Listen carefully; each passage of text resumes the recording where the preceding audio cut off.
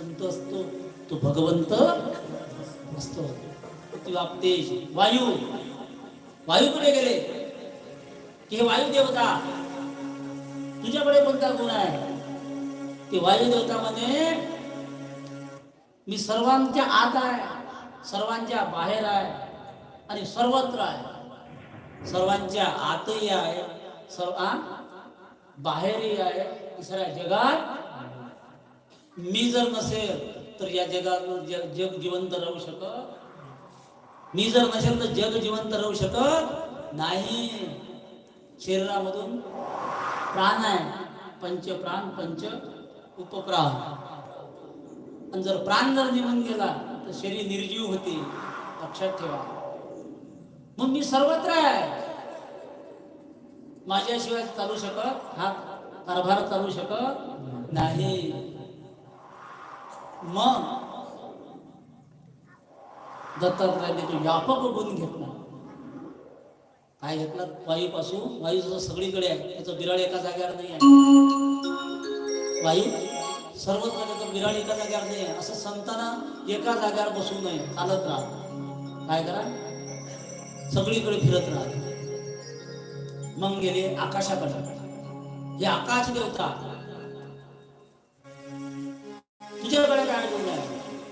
ते आकाश मध्ये मी व्यापक आहे, मी सर्वत्र आहे. म्हणजे जिकडे पाल तिकडे मीच दिसते, जिकडे पाल तिकडे मीच दिसते. असंच भगवान दत्तात्रयांनी व्यापकतेचा गुण त्या आकाश तत्वापासून घेतला.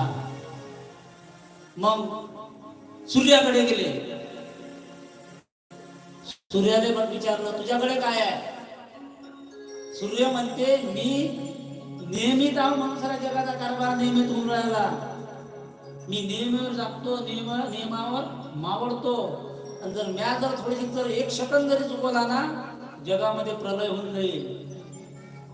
आणि मी परोपकार करतो.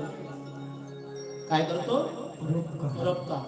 रामगीतेत राष्ट्रसंत म्हणतात अध्याय पहिला. सूर्य सकळांची सेवा करी, परी बदला न मागे तिळभरी. सातत्याने चाले तयाची चाकरी, सेवा भावी. दुसरी बोली, सूर्य जायसा नवी उगवला. नवी म्हणजे आकाश. अंधकाराचा नाश झाला, तैसा तो हृदय पडगटला. जीव झाला विश्वयात. हे सूर्यापासून शिकले. मग गेले चंद्राकडे. मग कुठे गेले? चंद्राकडे. चंद्राने तुझ्याकडे काय गुण आहे? चंद्रमणी माझ्याकडे शीतलता आहे. काय आहे? शीतलता. शीतलता आहे.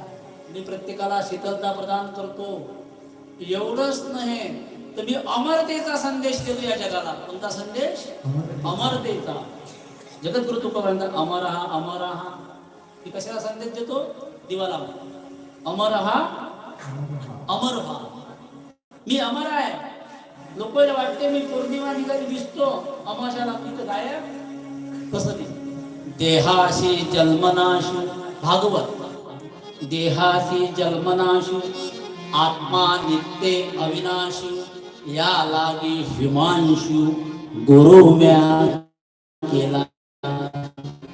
गुरु बाबा भगवान दत्तात्रयाची चंद्र बोलतो आहे हे भगवंता मी जसा मी पौर्णिमाला दिसतो, अमावस्येला दिसत नाही, याचा अर्थ मी काय नाश पावलो?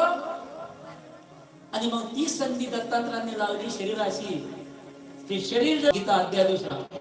नयनं शिंदन्ति शस्त्राने, पाण्यानं भिजत नाही, अग्नीने जळत नाही, शस्त्राने तुटत नाही. असं जे अनुसलेला म्हणजे संपूर्ण नाही. आत्मतत्व कधी मरत नाही ना जायते समजलं. म्हणून ग्रामगीतेत महाराज म्हणतात जैसा कपडा अंगीचा बदलावा. ते गीतेतले श्लोक होते दुसऱ्या अध्यायातले ते काही समजत नवीन नावाच्या परे शरीर मना तो घ्या. जन्म मनाचं धसकडच मानत असलं पाहिजे. त्याकरता मानव ज्ञान शिकले भगवान दत्तात्रय हा गुण घेतला. हा गुण घेतला की अमर व्हा. एक उदाहरण सांगतो, विषय संपूर्ण.